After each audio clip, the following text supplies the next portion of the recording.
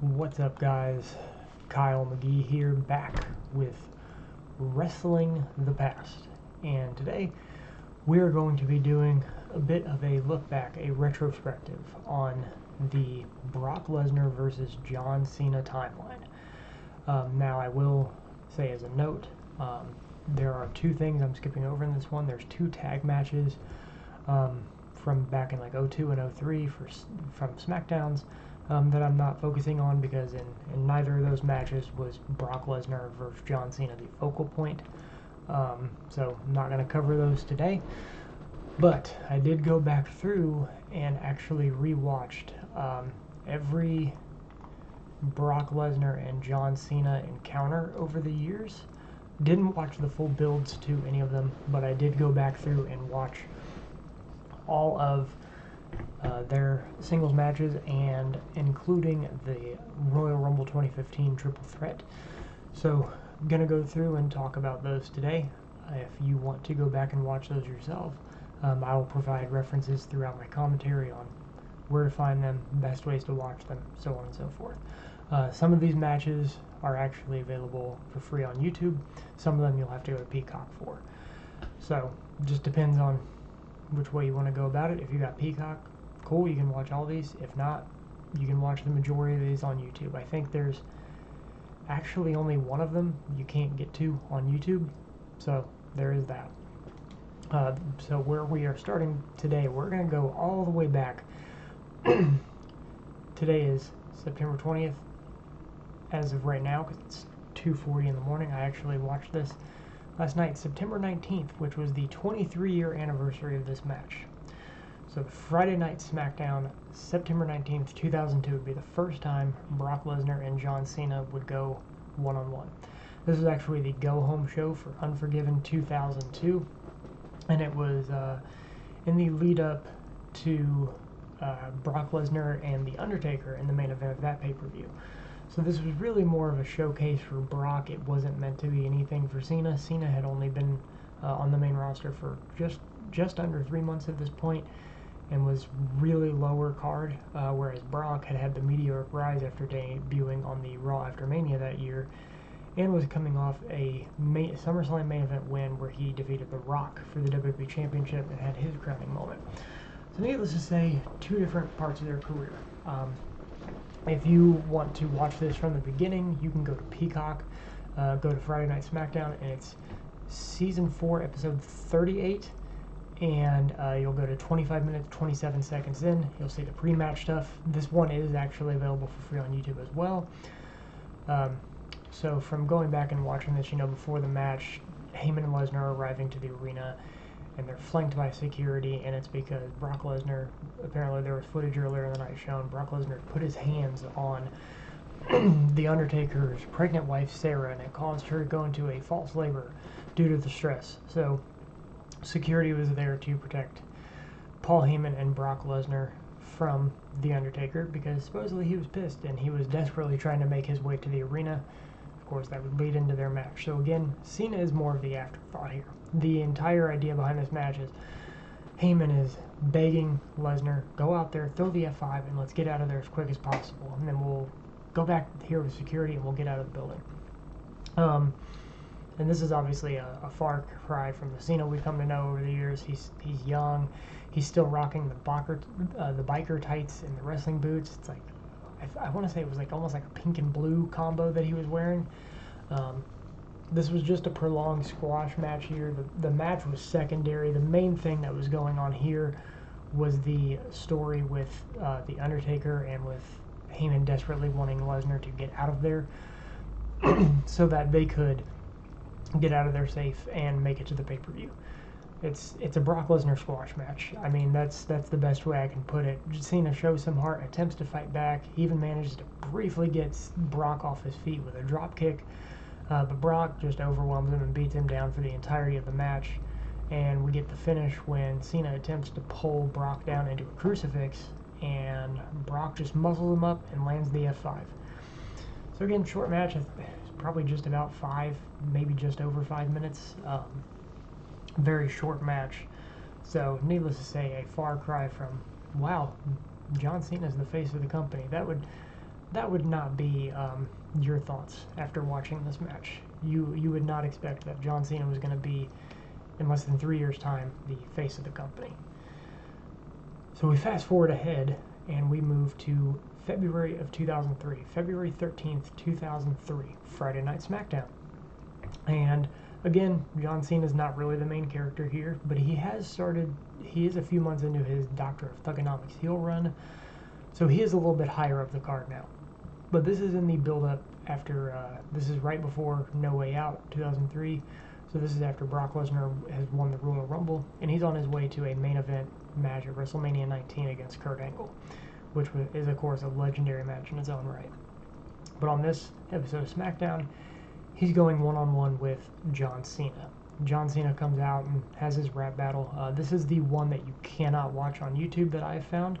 So if you go to Peacock, go to Friday Night SmackDown, Season 5, Episode 7, 1 hour, 2 minutes, 30 seconds.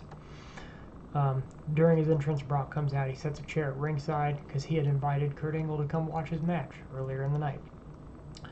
John Cena comes out. He's doing his freestyle rap, and this is actually where the infamous quote from John Cena, I think they even showed it on the retrospective last week on SmackDown. The me, Brock Lesnar, here comes the pain. God, build me strong, forget to give me brain. So that's where that little freestyle line from John Cena came from. So, of course, Cena gets in the ring and eats an overhead belly-to-belly right away. It starts with Brock overwhelming and ragdolling Cena. It looks like we're heading the same way, but this time it's just the heel and face roles are reversed because Brock's actually a little bit into a face run here after Heyman had betrayed him at Survivor Series the November before this. Brock ends up exposing the turnbuckle at one point, and the ref catches him, and Cena takes advantage, wraps his chain around his fist, and drills Brock in the head, gets a near fall. Cena does get control for a little bit as a result of this, and he even starts putting Brock in a sleeper hold, and the commentary team say he's putting him in holds similar to Kurt Angle, and they speculate that Kurt Angle might have, talked to Cena about putting him in some holds for him to help scout him. Of course, Lesnar ends up powering out eventually, runs Cena into the corners, but Cena lands a massive clothesline, and he ends up hammering Brock in the corner, but Brock quickly gains back some control, lands some overhead belly-to-belly suplexes after running Cena into the exposed turnbuckle, and then he ends up ramming Cena head first into the turnbuckle, and then hits the F5 for the win. So this one was a bit more competitive. Definitely you can see Cena's moved his way up the card a bit as far as actually coming off like a threat to Lesnar, because this one went probably about 10 minutes, I would guess. So definitely makes him look like more of a threat. But the real story comes after the match, when Brock is calling out Kurt Angle after they come back from the commercial break, or after the match, and Angle doesn't come out till after the commercial break, and the way that Lesnar entices Angle to come out after Angle refuses is he picks up John Cena and he F5s him, and when he does it into the turnbuckle post on the outside, so Cena's knee slams into the post on the outside, which is something that Brock had done to Angle. So this actually was used to set up their next match. That post-match angle for the storyline with Kurt was actually used to, apologies for that, that was actually used to set up their next match, which was actually a pay-per-view match. So you can go straight to YouTube and watch this full match by just typing in Brock Lesnar versus John Cena Backlash 2003, or you can go to Peacock if you want the entrances and everything. Go to WWE Backlash and go to Season 5, and you'll go to 1 hour, 21 minutes, and 30 seconds. That'll take you to the opening hype package. So this is coming off of WrestleMania 19. Brock Lesnar had just defeated Kurt Angle and become WWE Champion, and John was coming back for revenge after Brock had injured him with that F5 into the turnbuckle. So this is Brock Lesnar's first title defense since winning the title back at WrestleMania 19. John Cena actually earned this title shot because he was coming for revenge, and he won a number 1 contenders tournament on SmackDown. He defeated Eddie Guerrero in the opening round. In the next round, he actually defeated The Undertaker, thanks to interference from the full-blooded Italians, and then defeated Chris Benoit in the finals with a roll-up to earn this match. During the build-up, Cena even busted Brock open by hitting him with the chain wrap fist and then a belt shot to the head. So when we get to the match here, Cena comes out, he does his freestyle entrance, and he's referring to multiple former WWE champions in this. He makes the comment, the list of legends that held the title now include me, bro. I'll be a better champion than Bruno Sammartino. He references the Iron Sheik, talking about I've got you in my camel clutches. He triple references Mick Foley in one line, saying, lost my mind like Mankind, pulling socks from his ass crack.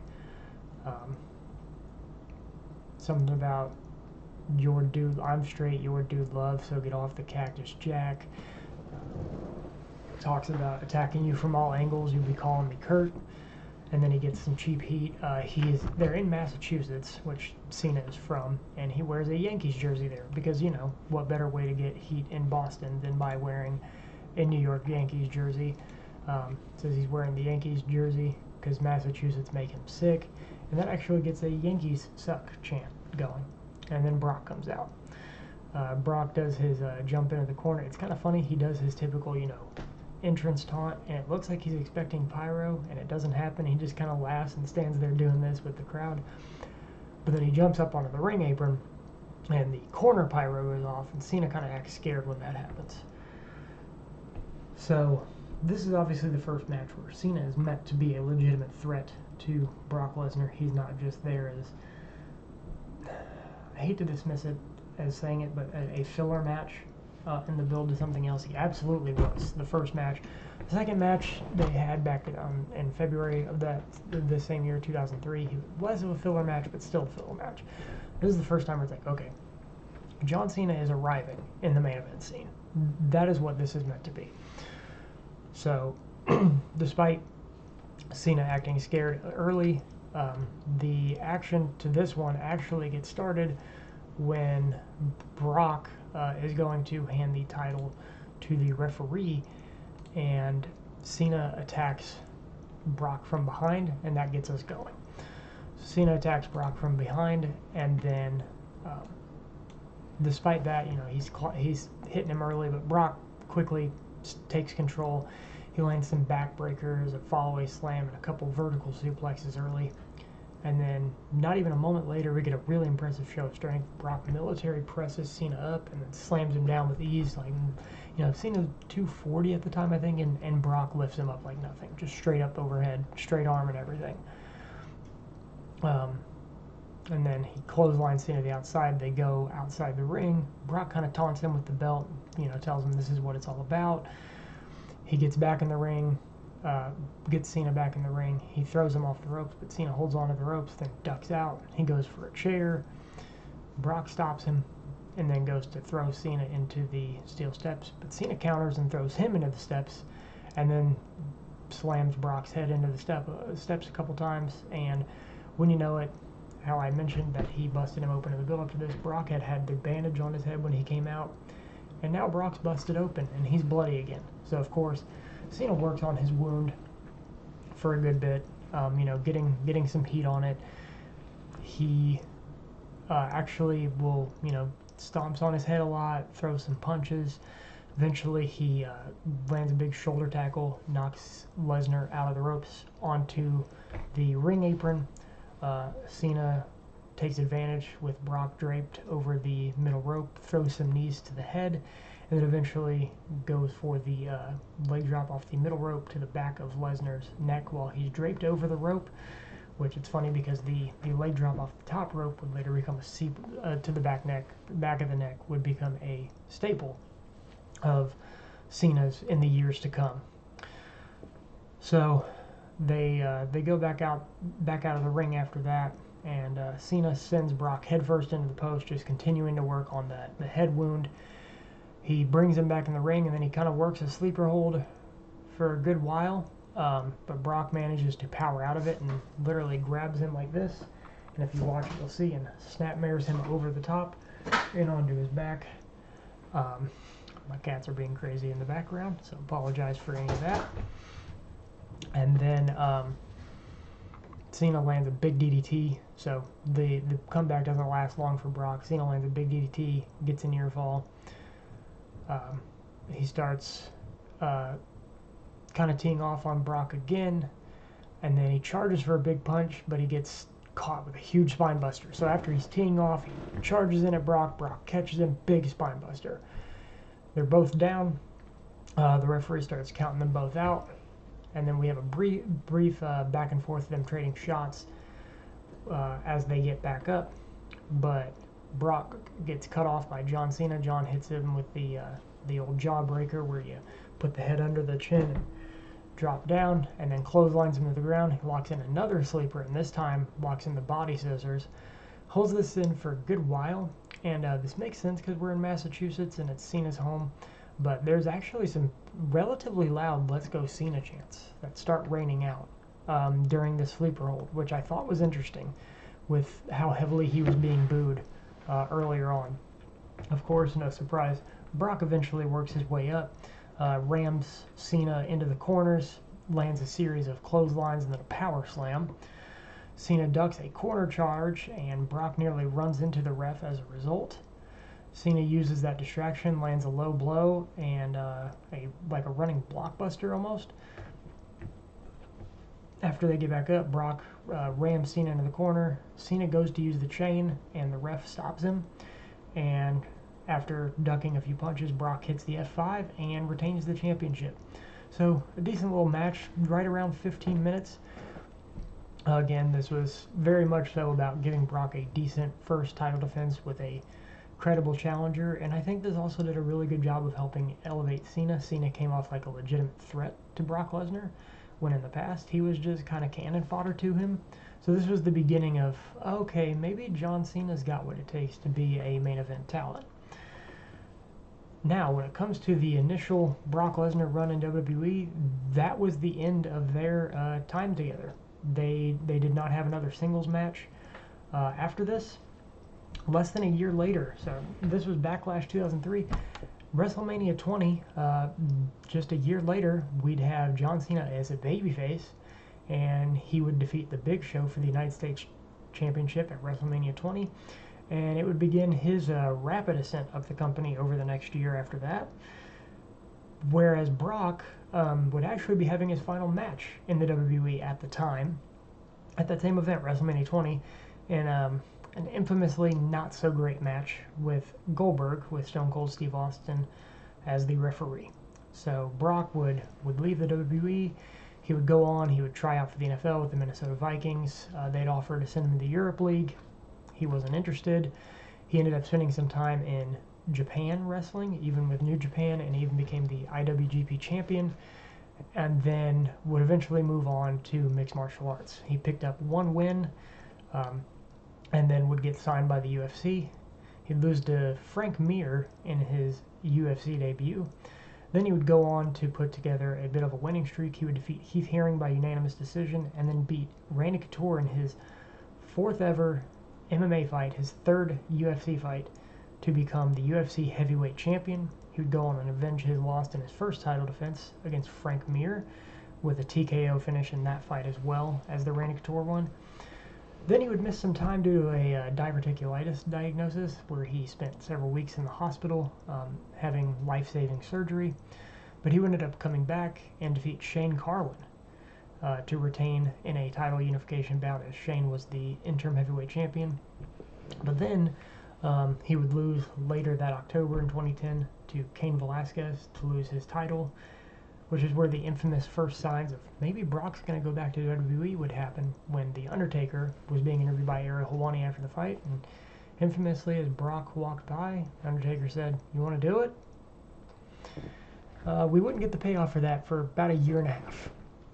But not too much later, Brock was scheduled for another fight, but diverticulitis reared its ugly head again, and then after his recovery, he fought Alistair Overeem, losing again via first round TKO, and then retiring from mixed martial arts after the fight.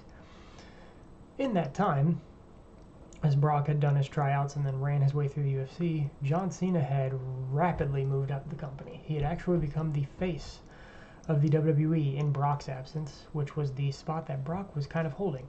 He'd win his first WWE Championship at WrestleMania 21, 1 year after Brock Lesnar had left the company, 2 years after their final match together.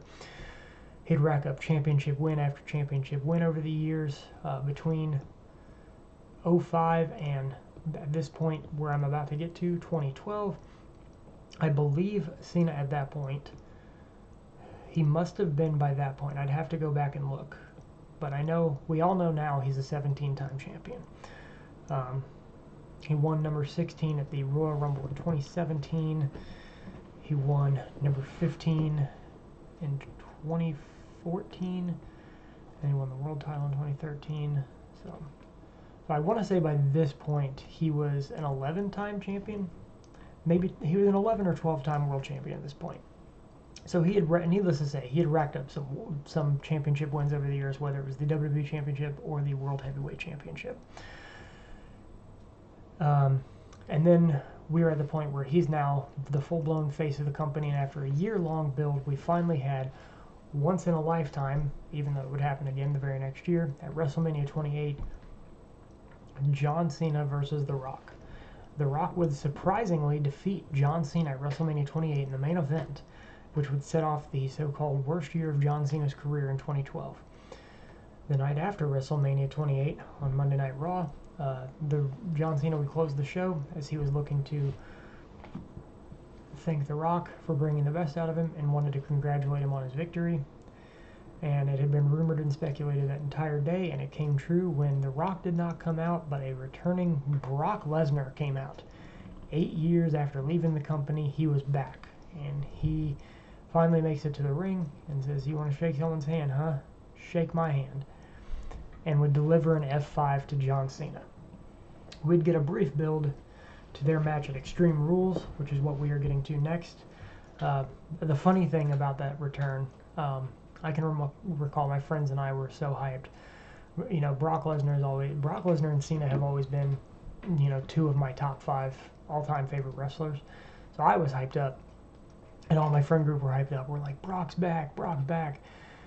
And we got together so Raw ended at 11. At 11:30 at night, we were at one of our friends' house. Like, we all got together and started backyard wrestling because we were so hyped up from WrestleMania 28 and the Raw after Mania and Cena coming back. This actually resulted in us doing backyard wrestling at almost midnight. So, just a fun little tidbit about my friend group when it comes to that night, and one of my vivid memories about it. During the build of this match, you know, Brock Lesnar talked about his time away and how if he had never left, John Cena wouldn't have become John Cena. John Cena would have been the guy carrying his bags into the arena, and how he was there to legitimize the WWE. It needed to be legitimized by a legitimate fighter like Brock Lesnar. Brock would even, in a little pull-apart fight that they had on Raw, would actually bust Cena's mouth open. So, and then I remember there was the infamous promo where Edge told John Cena, you can't be this current John Cena. You can't be the John Cena who's doubting yourself after the match to The Rock. You've got to bring back the old John Cena. And John Cena would just come out donning his chain again. So that leads us to this match. It's the Extreme Rules match, the main event from Extreme Rules 2012. Brock Lesnar's first match in 8 years. And you can actually go to this. It's on YouTube, and you can view the full match posted on the WWE Vault channel. Just full match, John Cena versus Brock Lesnar, Extreme Rules match, Extreme Rules 2012. If you type in John Cena versus Brock Lesnar, Extreme Rules, you'll be able to find it. So, when this match finally does start, honestly, it looks like an MMA fight pretty early on. Brock takes him down, lands a series of elbows, and busts the top of Cena's head open almost immediately. And this is kind of how it goes. Cena starts trying to wrestle him and lands some ground and pound, but for the first couple minutes, it's like no matter what Cena does, Brock is on top of him and he's landing ground and pound. Charles Robinson has to immediately call the doctor in because this is at a point where blood is like a no-no in WWE. So he's calling. We're heavily in the PG area, so he's calling the doctor in. Doctor ends up coming in twice within a matter of the first 5 minutes of the match to wipe down John Cena. this is very much so it almost takes you back to the early 2000s, because it's very much a beat down by Brock to Cena. He shoves him out of the ring with his foot. Doctor comes back in a second time, and when the Doctor came in the second time, it kind of got some boos from the crowd. Cena comes back after that though, goes for an AA, but ends up getting 2 German suplexes for it. He ends up coming back and hitting his shoulder tackle to Brock, but Charles Robinson is behind Brock Lesnar, so it knocks Charles Robinson down. He falls to the outside. Brock, he works on the head wound of Cena. He takes his glove and wipes the blood on his own chest and licks his glove with Cena's blood on it. He takes Cena and starts locking in the Kimura in the corner. Cena grabs the ropes, so Lesnar just grabs him and whips him around in the Kimura and throws him into the turnbuckle, and then takes him outside, and Cena falls to the outside, and then he does the exact same thing on the outside, throwing Cena into the barricade. He brings Cena back into the ring, and he grabs Cena's chain, wraps around his fist, and then he just laughs it off, tosses it aside, kind of stomps on Cena a little bit, and then actually ties the chain around Cena's ankles, kind of laughs at him and taunts him to stand up. Big clothesline down, and then actually drapes Cena up, sits him on top of the top rope, and then hangs him over the corner post upside down using the chain, and kind of beats on him a little bit before he brings him down. Brock goes to check on the referee, because the referee, Charles Robinson, is still down. Cena tries to fight back, but Brock just throws him in the steps. And the ever timeless and funny moment where Brock literally with one hand grabs Charles Robinson by his belt, picks him up, and slides him into the ring. All-time hilarious moment to me. He gets back in the ring. Cena comes in, goes for an AA, but Brock slides down and lands the F5, but it sends Cena into Charles Robinson. So Charles Robinson's dead again. New ref comes down though when Brock realizes he needs a pin. 1, 2, Cena kicks out, and Brock, in frustration of the ref taking too long to get down there, clotheslines the new ref. So we've got a third ref bump. Brock, frustrated, comes out. Officials are coming down, and Brock takes the steps apart and brings the bottom steps into the ring. Ends up locking a Kimura in on John Cena. Tells him he's going to break his arm, but bringing the steps into the ring at this moment would prove to be a mistake by Brock, because Cena would lift Brock up and slam him down onto the steps to get out of the Kimura. Cena would go up top. He goes for a leg drop to the back of the neck of Brock Lesnar, but Brock rolls out of the way, and Cena rolls to the outside to sell the leg. And this is the most infamous moment of the match, besides the Charles Robinson pickup, is when Brock, he runs off the ropes with Cena. When he's calling Cena up, Cena gets to the apron, and he goes and he runs off the ropes and launches himself off the steps, and he's going for just like a big forearm strike to Cena. And if you've not seen this before, I recommend going and watching this match to find this clip. It's near the end. And he overshoots, launches himself from the steps, which are in the middle of the ring, completely over the top rope, hits Cena, but just collapses to the outside, like literally just smacks the floor as hard as you could possibly imagine. Like, it looked like he took the worst of that, not Cena. But he manages to get up. He's kind of grabbing his leg. He hobbles up, shrugs it off, starts laughing, gets in the ring, and he's going to do it again. But what he doesn't see now is that Cena has that chain, and when Brock goes to wrap it around this time, Cena drills him right hand to the head with the chain wrapped around the fist. Right to the head. It busts Brock open, and then John Cena hits an AA onto the steps.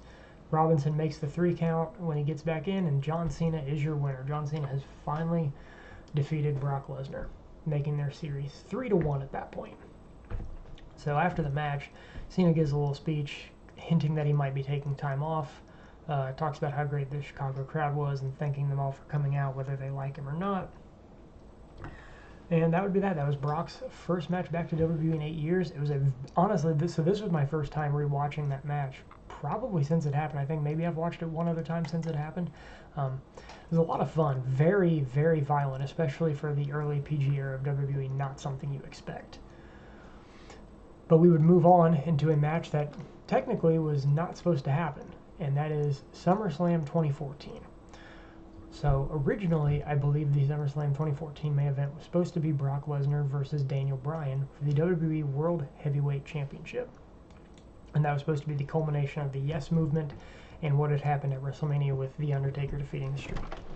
However, Daniel Bryan had a severe neck injury and had to vacate the championship due to injury, and John Cena would win the title, and this would be his 15th world title. He would win it at Money in the Bank. And Brock Lesnar, on the other hand, was coming off of ending The Undertaker's streak at WrestleMania 30. If I remember correctly, this was in the build-up where Brock Lesnar made the comment about he was going to leave Cena in a pile of blood, urine, and vomit. And he said, it's going to be ugly, people. And he wasn't entirely wrong. This was not at all what I think people expected when this match was announced. So the match starts, and again, this one is full match is available on YouTube. It's on WWE's main channel, not the Vault channel. But this was the infamous birth of Suplex City. So Cena comes right out of the gate, charges at Brock. And, you know, not even 30 seconds in, Lesnar's taking control. And then he hits an F5 out of nowhere for a near fall. 30 seconds in. And looking back, I almost feel like that was our warning of what was to come. The only way to describe this match is other than a few brief comeback spots. This was a prolonged squash match. Brock told Cena after that first F5 that was his chance, and then he would lift him up for the first of many German suplexes. As I said, this was the birth of Suplex City. Brock would land a total of 16 German suplexes to John Cena in this match. I mean, anytime Cena starts fighting back, Brock puts him down quickly, either by striking him with some knees or some punches, or with suplexes. I genuinely think this is the best example I can think of a prolonged, like just main event level squash match in any wrestling company, to my knowledge. I'm happy to be proven wrong. At one point, Cena lands a flurry of clotheslines, can't take Brock down. Brock catches him for an F5, but Cena slides out and lands an AA, but Brock kicks out. And Brock actually gets up first by doing the Undertaker's trademark sit-up, and this is where the infamous meme of Brock with his tongue out, laughing, and then he gets up, he's bouncing up and down, he's laughing, he does this, offering to touch the gloves. Cena charges him, but he gets a double leg takedown and some heavy ground and pound, the Brock Lesnar signature. Brock ends up landing 4 consecutive German suplexes. He's telling referee Charles Robinson to check on him to call the match. Cena starts getting up. Brock delivers 3 consecutive German suplexes and demands Robinson calls the match. During Brock doing that, Cena actually trips him up, locks in the STF. Brock rolls through, lands some ground and pound, and then an F5. And Brock Lesnar is the WWE World Heavyweight Champion in about 14 minutes. Like I said, this was an absolute squash match. Not at all what you expect from John Cena versus Brock Lesnar. And I remember just being stunned at the time when we were watching it. We were just blown away. Like, we all knew, okay, Brock Lesnar's winning this match. But as it went on, it was like, are they going to do the miracle John Cena comeback? And when he hit that F5, we actually all, I remember our friend group, we had a friend group get together for that, and we all thought Cena was kicking out. And we didn't kick out. It was kind of a collective, holy crap, that really just happened. One of the few times during the PG era I can recall just being absolutely stunned by a match, other than, of course, the streak ending, which, funny enough, I remember predicting during the entrances was going to happen. So that was, like I said, the birth of Suplex City, SummerSlam 2014, 11 years ago. But then just over a month later, and this match will be 11 years old tomorrow on September 21st, John Cena would have his rematch 1 month later at Night of Champions 2014. And again, this full match is available on WWE's main channel on YouTube. You can go to Peacock if you want to watch it there, but I watched it via YouTube myself, so that is what I'm using as a reference.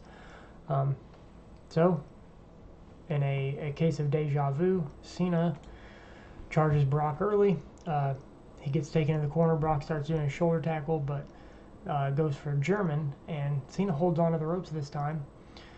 Cena actually manages to land 2 clotheslines and lands an AA himself, less than 30 seconds in.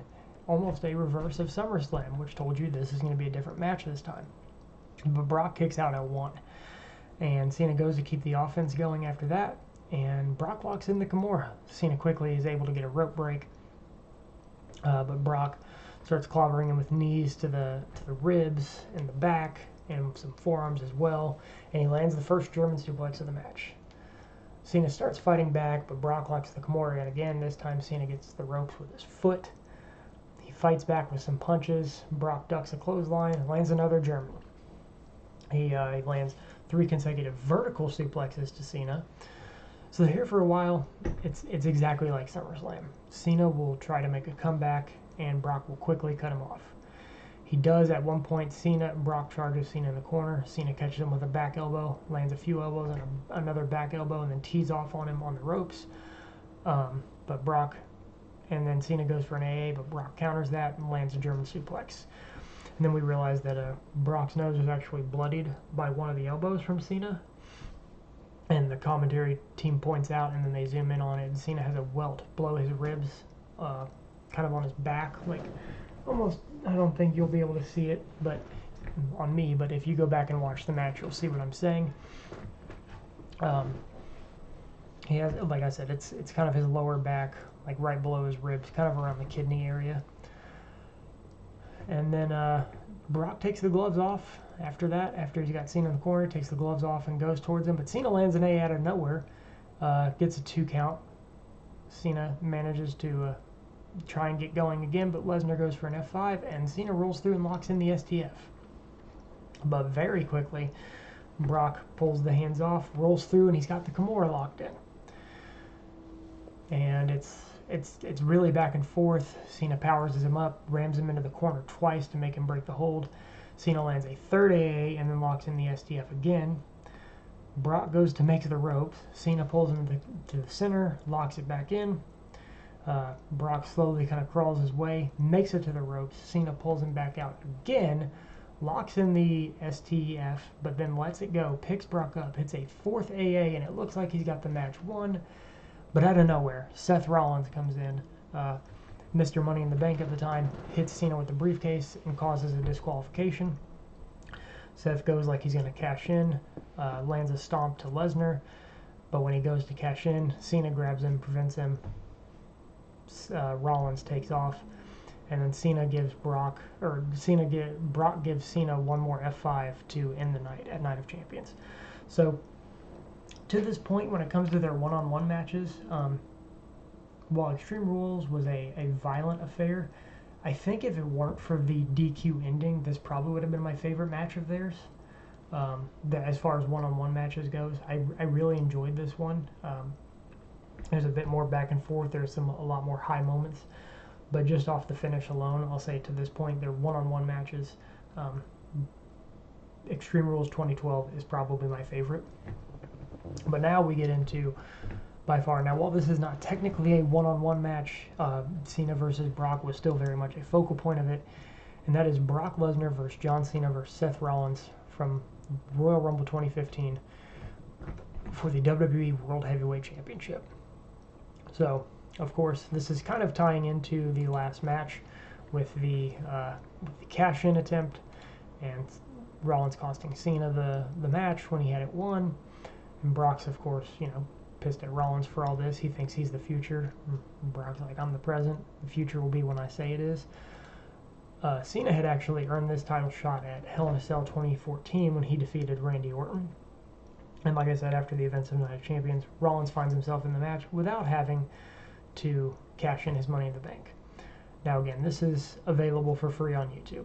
And if there's one match from today I'd recommend you go out of your way to watch, especially if you've not seen it, it's this one. It's right out of the gates, hot and heavy. This is around the Authority time, so Rollins is there with J&J Security. Rollins rolls out of the ring quickly. Cena takes an early trip to Suplex City with the German suplex. Rollins comes in, Brock goes for the F5. J&J make the save and pull Rollins out, but Brock gives them both a German suplex at the same time for their troubles. Cena goes for an AA to Brock really quickly. Lesnar shoves him, gets down, shoves him. Rollins lands that jumping kick. He laughs at Cena, but Brock grabs him and peels him into the ring. Some big knees. Rollins' turn to go to Suplex City. And we get plenty of German and vertical suplexes to both men from Brock. Lesnar locks in the Kimura onto John Cena in the center of the ring early. Cena powers him up, and then Rollins comes from the outside, lands a springboard knee to the back of Brock's head, which takes them both down. They start teaming up, they being Rollins and Cena. They start teaming up on Lesnar. They even give him a team together, a double suplex to him. And then Cena lands an AA, but Rollins tries to steal the pin, and Lesnar kicks out at 1. Brock's immediately back up, starts hitting both men with knees, suplex to Cena again. Rollins, when they're on the outside, drop kicks Lesnar and kind of takes him off his feet, and then Cena comes in with Lesnar sat up against the steps and drop kicks him into the steps. And now it's down to Cena and Rollins in the ring. Cena starts hitting his trademark, the shoulder tackles, the multiple shoulder tackles, sit-out powerbomb. They're in Philly, so the crowd's booing like crazy. Goes for the 5-knuckle shuffle, and Rollins goes to counter by throwing a kick. Cena catches it, lifts him up, flips Rollins over. Rollins lands on his feet. Another sit-out powerbomb. He goes for the 5-knuckle shuffle again, but this time, German suplex out of nowhere to Cena from Lesnar. Rollins lands a super kick to the side of Brock's head, and then a running knee to the back, sending him out of the ring. Cena hits a Michinoku driver on Rollins for a 2 count. This was 2015, was around the time Cena just randomly started adding a bunch of different moves to his moveset, and this was the first match where this really started becoming a thing. Rollins with a blockbuster off the middle rope to Cena, but Lesnar breaks up the pin. Cena finally manages to get Lesnar off his feet. He takes off some punches and lands 3 straight clotheslines, and the third one finally takes Lesnar down.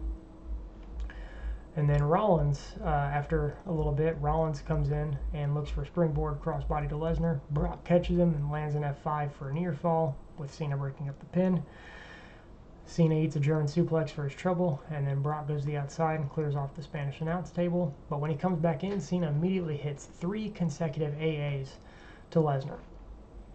Rollins pulls Cena off the pin, lands a stomp to Brock, and it looks like he's got the match won, but Cena breaks up the pin again.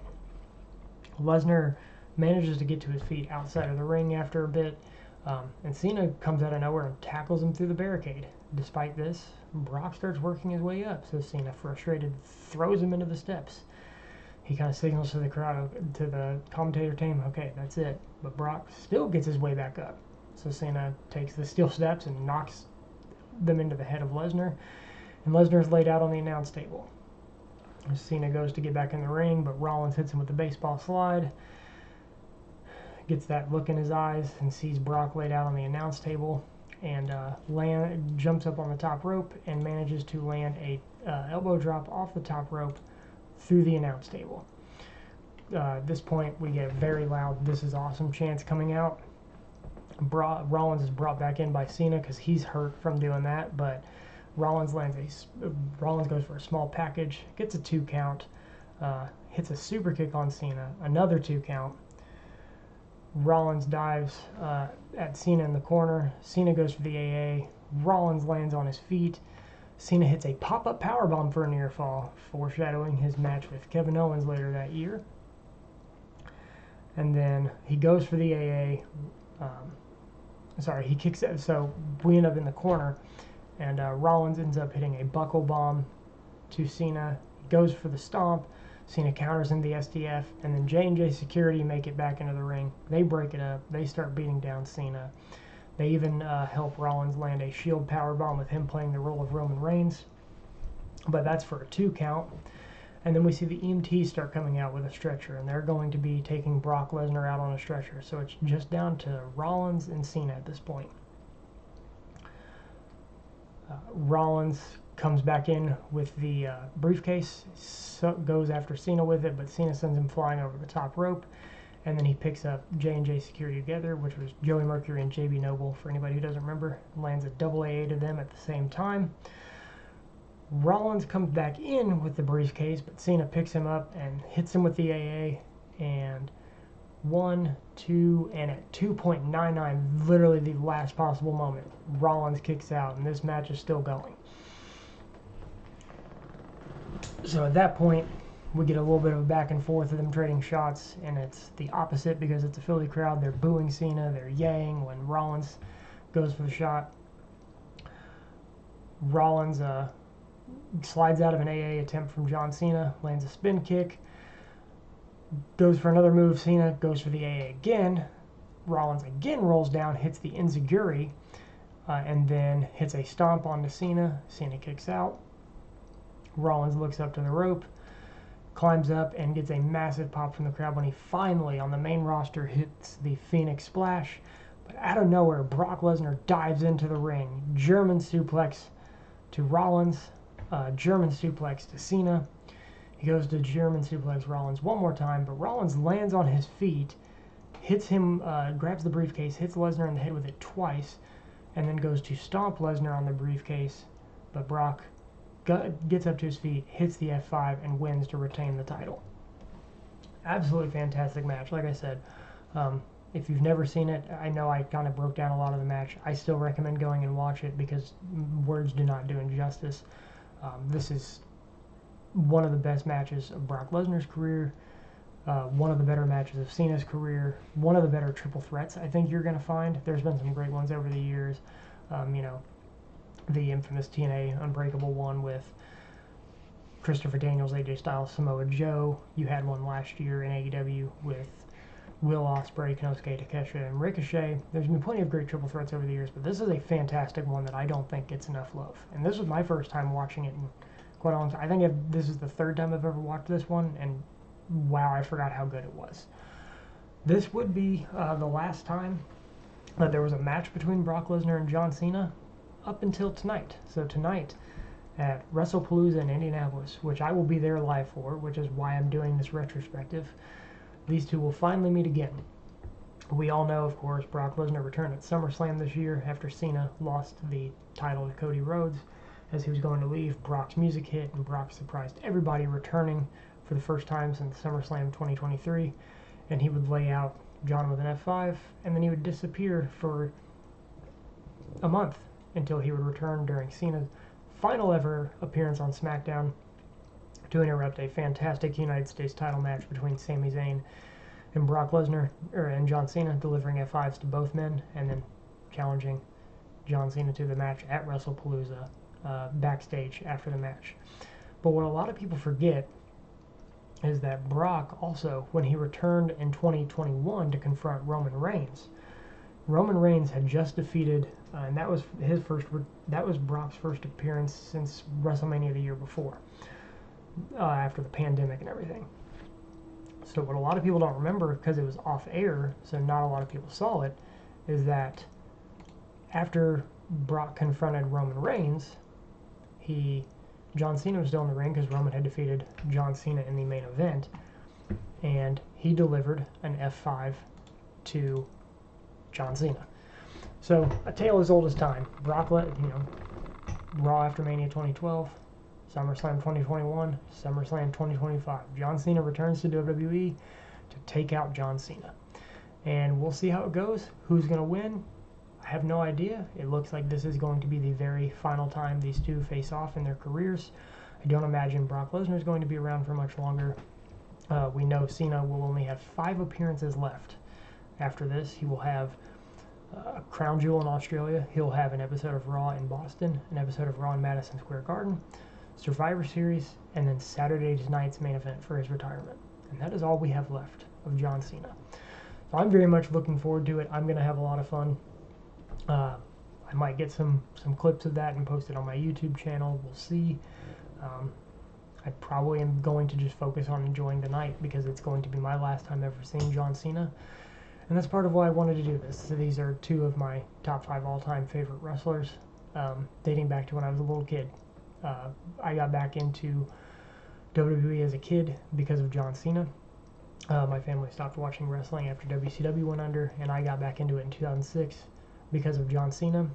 And then when I was, going through and watching stuff on YouTube to catch up on what I had missed over the years, the first person I gravitated to outside of John Cena was Brock Lesnar when I was watching stuff back. So, Brock Lesnar got me into MMA, funny enough. So, funny enough, I owe both these men a lot of my childhood, teenage years and adulthood as far as my fandoms of MMA and pro wrestling / sports entertainment. So it's really cool to get to see them go one-on-one, probably for the final time and for the first time ever for me in person to see those two go one-on-one. And it'll likely be my last time seeing either of those two perform in person. So I'm definitely going to try and soak it in. But thank you guys for joining me on this trip down memory lane. And I will see you next time we decide to wrestle the past. Thank you.